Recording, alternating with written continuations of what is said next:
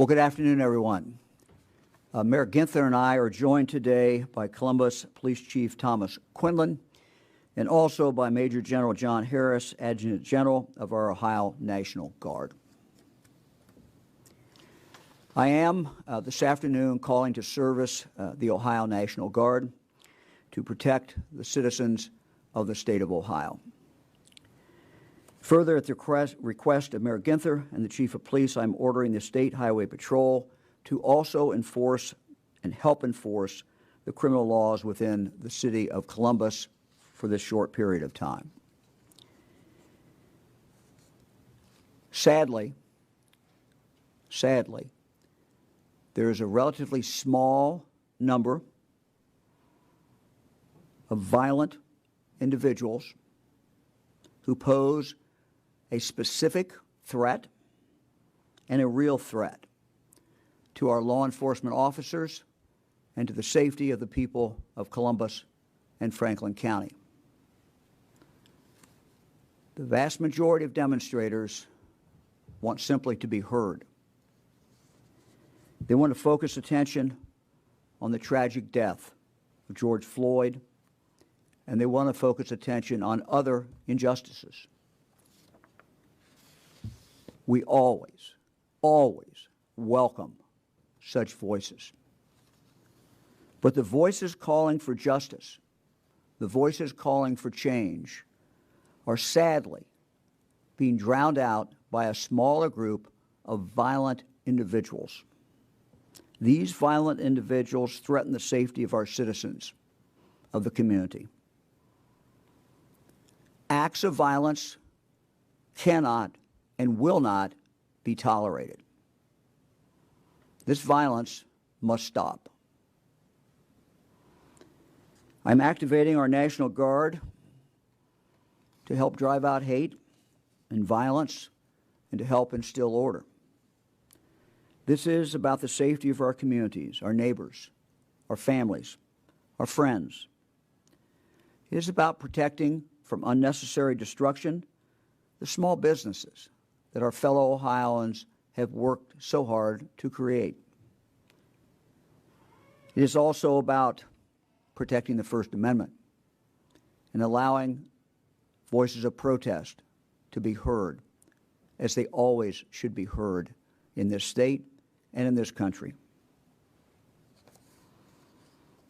These voices should not be covered over. They should be allowed to be heard. We do this today so that love and kindness and compassion and peace can triumph over hate and violence. I understand that people are angry. I understand that people have pent-up rage.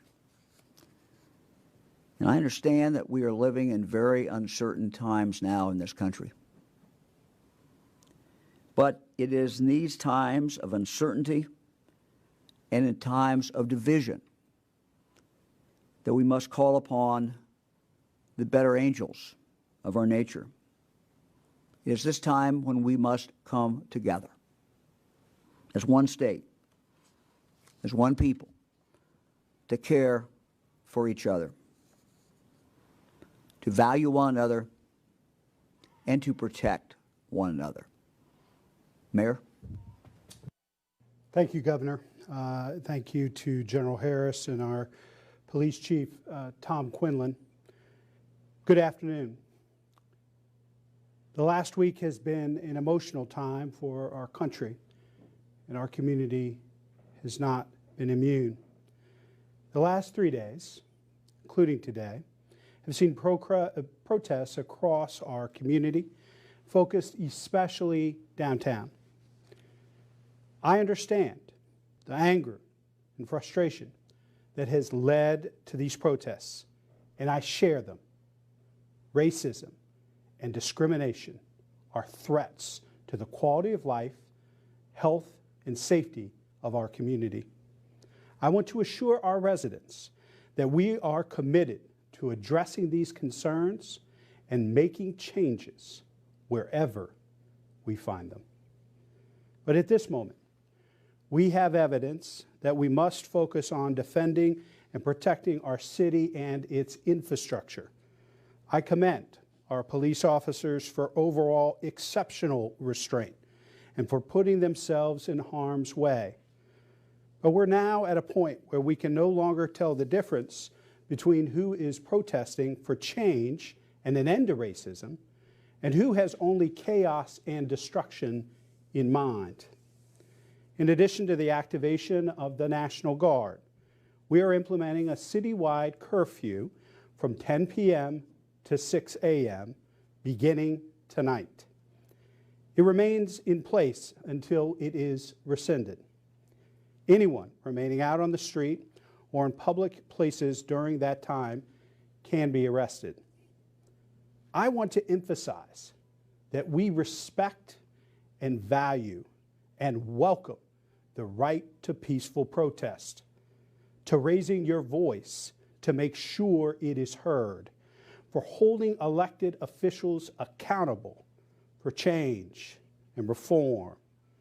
This curfew is not intended to stifle peaceful protest, rather to protect our city from those who seek to use this moment of great pain and frustration over racial injustice to destroy our city. Unfortunately, each day, the protests have escalated from peaceful to antagonistic to vandalism. Last night, more than 100 public and private properties were damaged. At least 10 properties were looted. 5 police officers were injured from bricks and rocks being thrown at them. Multiple police, fire, private vehicles were damaged.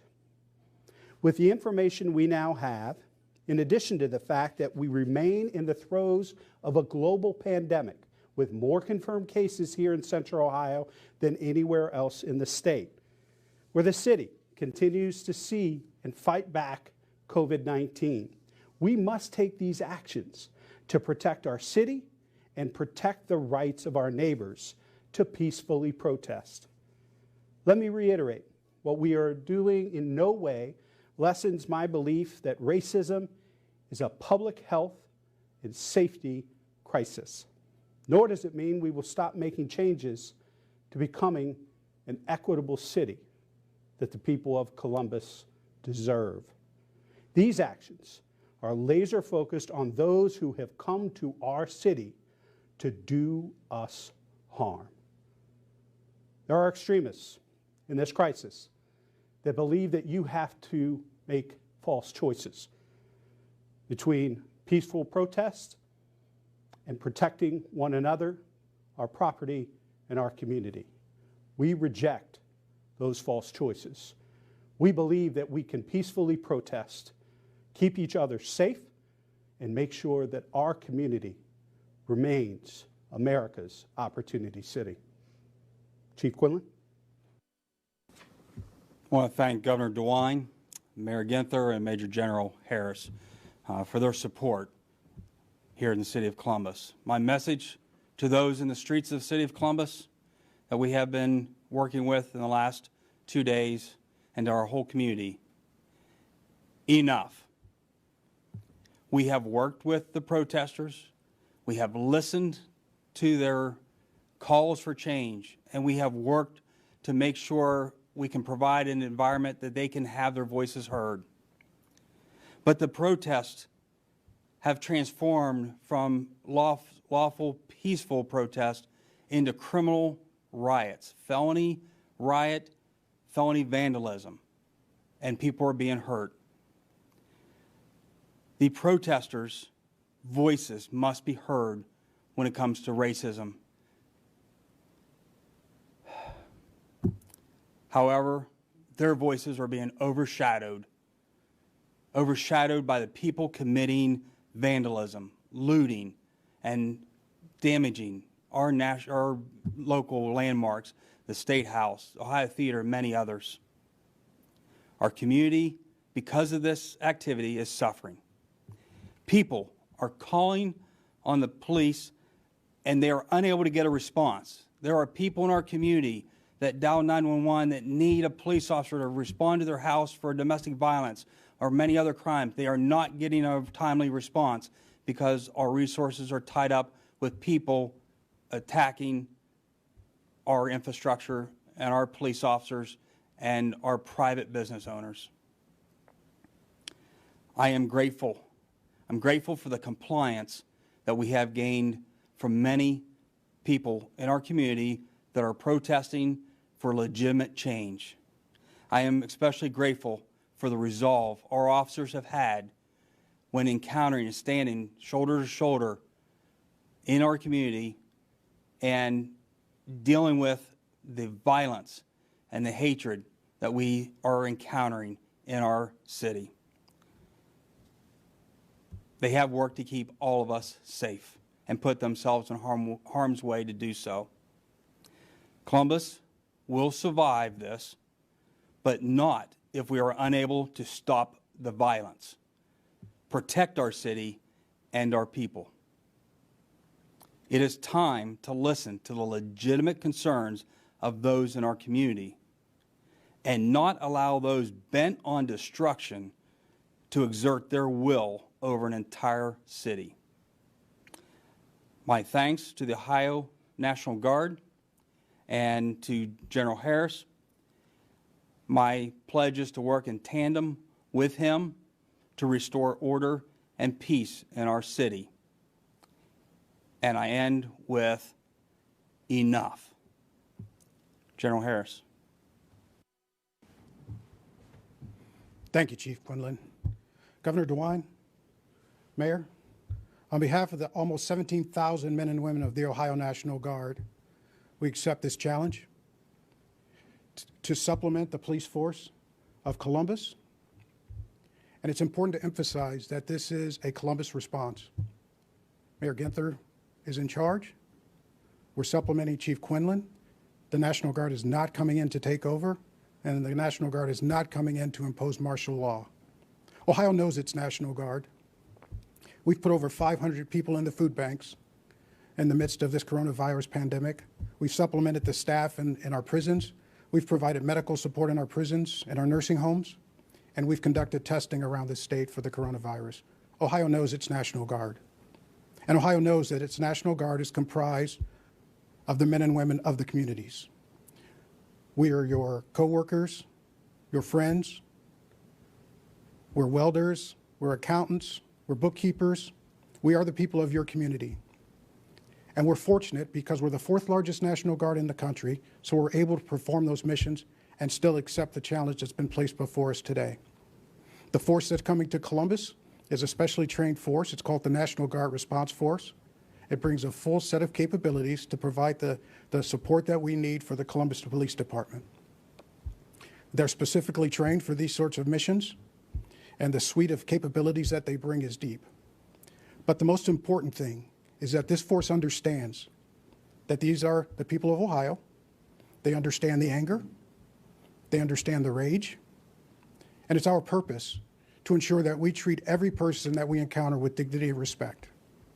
But let there be no doubt, we will accomplish our mission.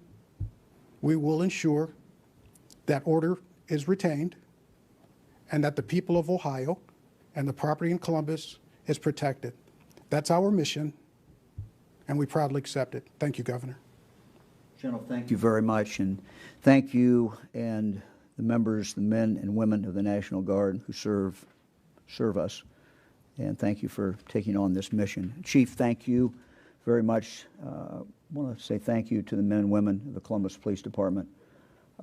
This has been a tough few days, but we are very, very grateful for the restraint they've shown, for the professionalism that they have shown. You should be very, very proud of your men and women of the Columbus Police Department. I know the mayor is as well. Thank you all very much. Thank you.